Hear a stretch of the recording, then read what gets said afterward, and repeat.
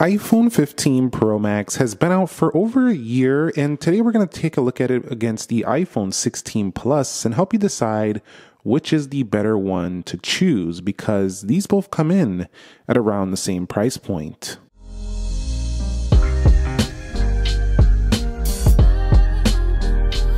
So what is up, guys? Nick here, helping you to master your technology. Now keep in mind, when I say they both come in at the same price point, that doesn't mean that they both retail at the same price point. They definitely do not retail at the same price point, but because the iPhone 15 Pro Max has been on the market for over a year now, you can find this refurbished, you can find it on discounts, and it's typically going to come in at around the same price, maybe slightly more or slightly less, depending on where you buy it, than the iPhone 16 Plus.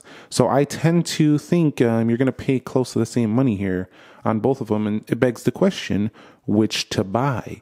So let's start with the price to value. I think secondhand, of course, the iPhone 15 Pro Max is the better deal. You're getting titanium body, an extra camera, no camera control, but that's been a little bit gimmicky if you ask me. Also, you still get the USB-C, 8 gigabytes of RAM, large battery, also support for Apple Intelligence, and the Apple A17 Pro chip, which is a little bit behind the current chips, but it's very, very minimal. It's almost nothing. 120 hertz display and thinner bezels. So overall, I think this is the better deal if you can find this thing in great condition. Even if you bought this and replaced the battery, it could still be similar to the price of the iPhone 16 Plus. Now, when it comes to the body and design, I personally like the Plus here.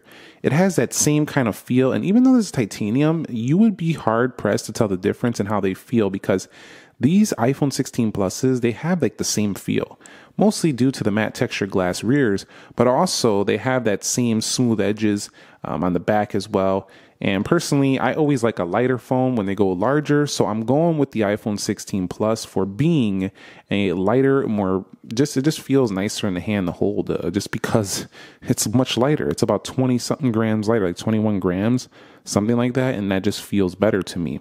I also personally like the way this camera looks versus the iPhone 15 Pro Max or any of the Pros. I think it looks a little cleaner. It's just more symmetrical to me.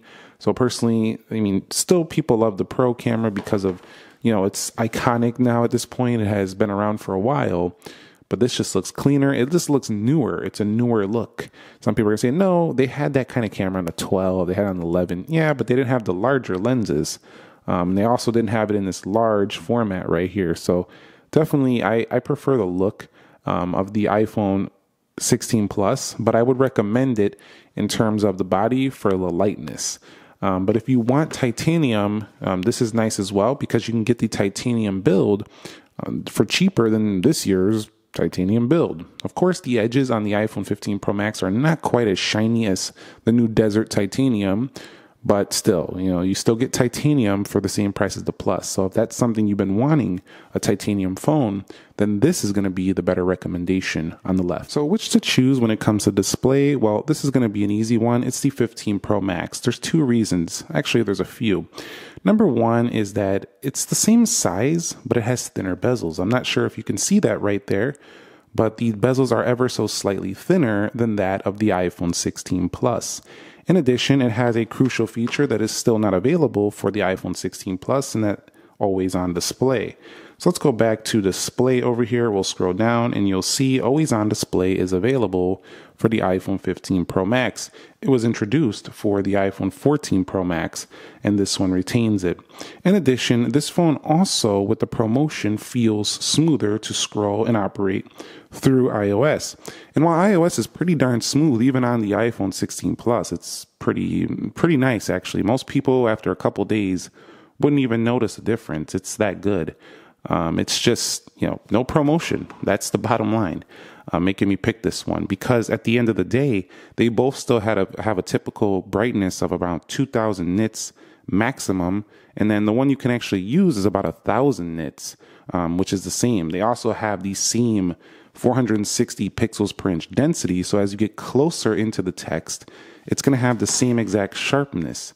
So you're getting basically the same display with all these extra features that basically make the iPhone 16 Plus not as good. So that's an easy one. If you're going to pay the same money and you're looking for the best display between these two, the 16 Plus doesn't have it. It has basically a sacrificed version of the iPhone 15 Plus. You're just getting the same panel with less features than the 15 Pro Max. I think I said 15 Plus. Also, you get the same exact dynamic island housing Face ID on both of them. So, that's an easy one, pretty much an easy one. Now, when it comes to software, though, both of them do have software support for the new iOS 18 and 18.1 coming with Apple Intelligence. Now, I personally will put my bets on the iPhone 16 Plus for a longer term software support just because it has the year newer chip, although I don't think that's going to make a massive difference because this is the Pro level chip. I still would always want to be on the latest chip for software longevity, but in terms of the actual software experience, zero difference whatsoever. There actually is one difference. I shouldn't say zero difference. There's a difference in the way of the cameras. So if we go to the cameras, you have different buttons you can press here because you have a longer zoom. In addition, you'll have some ProRAW, ProRes things you don't have on the iPhone 16 Plus over here. So Pro features within the camera that you don't find here. But over here, there's the addition of a couple software features you won't find in the camera on this phone. So if you like a 2X, you don't really see the same over here. You see multiple versions of zooming. So if we go here, let's go to photo, you get the 2, the 5. So it's not exactly the same in that area. You have if you go over here, you have spatial option for the Vision Pro stuff. But I would beg almost no one's going to actually use that. But at the same time, it's pretty similar. It just doesn't have all the same stuff. And you also don't have the camera control button, which gives you a different software, use. It's hardware and software combined to zoom and things like that. So those are basically the only differences. Both of them do have the con of not being able to split screen these displays though, which is definitely super annoying. Let me go ahead and edit this. Hold on, I want to get these tinted off here.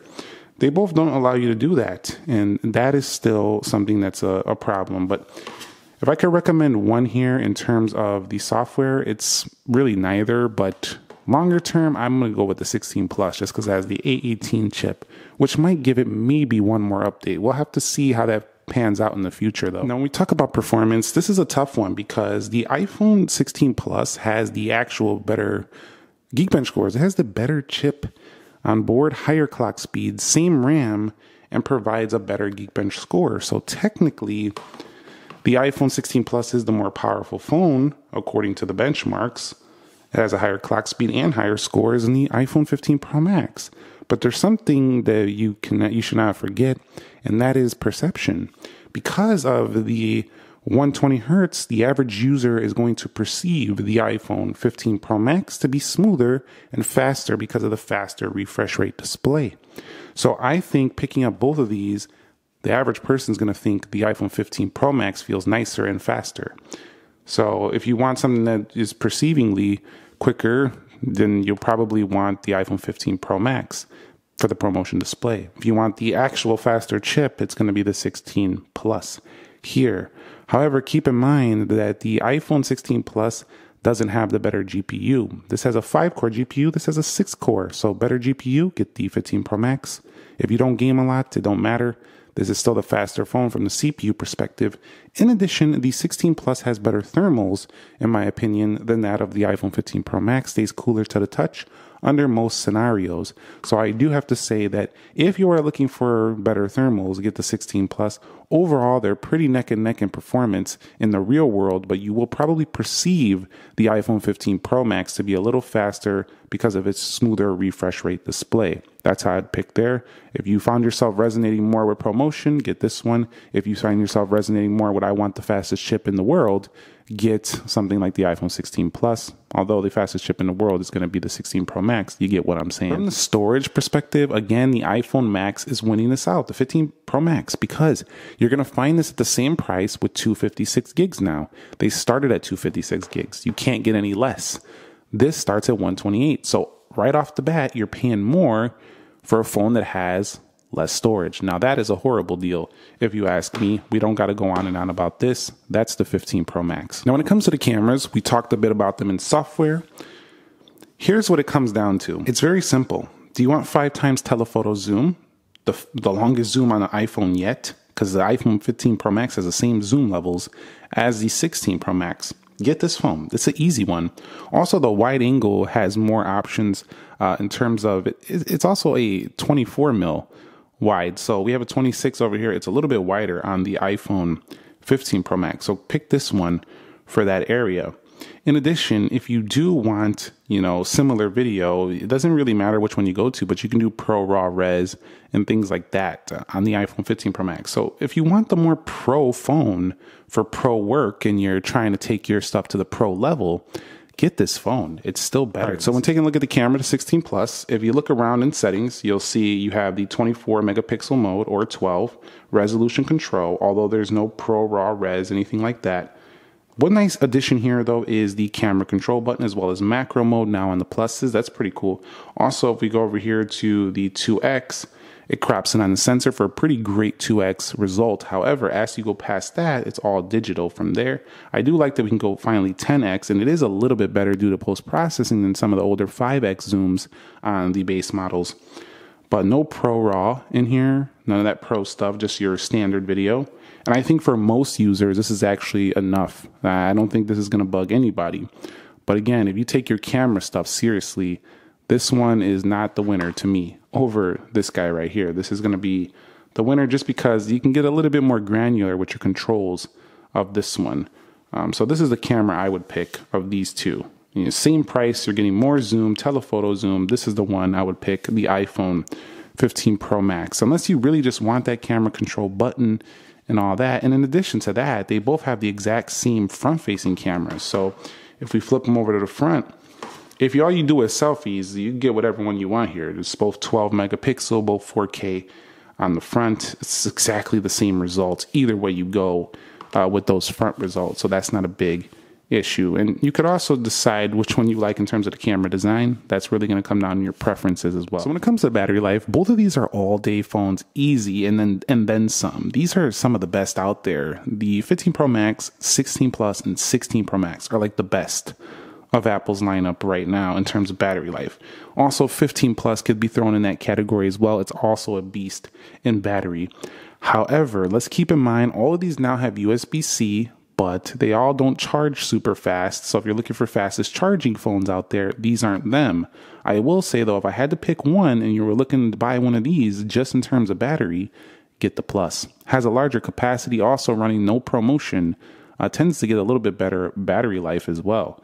We're looking at almost 2 days on medium use. 15 Pro Max, a day and a few hours, you're probably charging. If you want the top level battery on an iPhone today, that's the 16 Pro Max, but this one is not far behind on the 16 Plus. So if battery is your main priority, I'm going to recommend the 16 Plus. Although if you like a lot of the features of the 15 Pro Max, it's not far behind this. So don't let that sway your decision fully. Don't think like, oh, the battery's that much better, I just got to get this one. No, if you like ProMotion a lot, it's worth a little bit of a sacrifice on the battery. If you turn low power mode on, turn off the 120 hertz on here, you'll probably pretty much even it out. So it's not that far ahead, but if that is all that matters to you, that is the winner for me. When it comes to audio, they're both very loud. They top out at around 25 decibels or so at the highest volumes. I will say though that the iPhone Plus got a little bit louder than this phone on the left. So if you want the better, louder audio experience, it's slightly, and I mean this much, it's ever so slightly louder on this phone. Although speakerphone calls sound great on both, you will have better reception strength on the iPhone 16 Plus. The 15 Pro Max is still really good though. It's almost indistinguishable, but if you actually tested it out with a decibel meter, 16 Plus got a little bit louder in my testing. So I'd probably pick it just for audio performance. But it's not really, again, it's very minuscule, but I'm getting down to the little details here. When it comes to making phone calls, the iPhone 16 Plus is going to be the better pick here in terms of the connectivity strength. It has the Qualcomm X75 modem, which is an upgrade over the one on the iPhone 15 Pro Max. And if you're looking for better reception strength, I found all the 16 models to do better. I wasn't actually expecting that this year, but it's a nice surprise. I'm finding I can get a bar or two in garages where there's no, like before you even get outside, I can find that I'm getting some signal where I wouldn't, and I mean underground garages, like I wouldn't get that signal before, sometimes on my older 15 Pro Max. So this is an upgrade to me. In addition, both of them have emergency SOS and satellite messaging via, satellite. So definitely both very good there. You got crash detection on both. Really good there. They're both pretty similar there. Although keep in mind, this one has Wi-Fi 6E, Wi-Fi 7. So faster Wi-Fi again on the iPhone 16 Plus. And of course, with the newer modem, faster 5G or more reliable 5G, I should say, is more likely for the 16 Plus. Is this stuff going to make a difference? Only if you're a road warrior, you're always constantly relying on your connectivity. It's probably going to make a difference. Although transfer speeds, when you are transferring things out of the USB-C data port, is going to be quicker with the Type 3.2 over here versus Type 2.0, which is pretty old on the iPhone 16 Plus. So you have to decide which one matters to you more.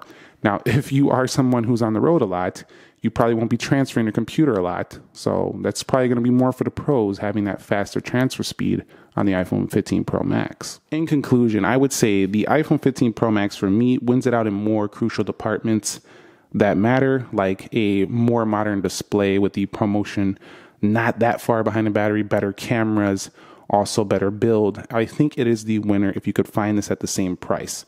I just have to be honest, like you're getting a better phone, mostly a better phone than the iPhone 16 Plus. They have a lot of few things under the hood of the 16 Plus that are better than the iPhone 15 Pro Max, but generally I don't think it's better than the iPhone 15 Pro Max just because it has a few new features. I think this one still feels like a higher end phone on the left. But at the end of the day, if you don't care about those higher end features, I think the 16 Plus is a great option as well. And it's like pro level now, but I can kind of consider this like the iPhone 16 Pro Max Lite, or you could even say the iPhone 15 Pro Max Lite because it's more this size. It could be even called that, a 15 Pro Max S or a 15 Pro Max Lite, something like that. You get what I'm saying. So that's my take on both of these. Let me know which one you're going to pick. Whichever opinions or review you heard out of me, whichever ones you find yourself resonating with the most, those areas of the phone, that's likely the phone that's going to please you the most. So thumbs up if you enjoyed it. Subscribe if you haven't already. I will catch you on the next episode. Nick here. Be sure to be well, and peace.